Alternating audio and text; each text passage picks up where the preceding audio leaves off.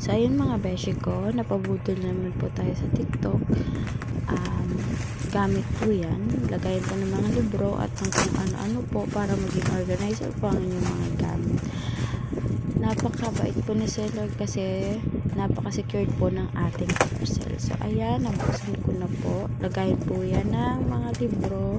Ayan, pagbukas ko na surprise ako at merong freebies na mga sandrilyo. Ang bait po ni seller. Ayan po siya. Wala pong damage ang aking nabili sa TikTok. Lagi pong nabubudol ako sa TikTok mga beshi ko. Pero okay lang yan. Gamit naman sa bahay yan. At hindi naman kung ano-ano.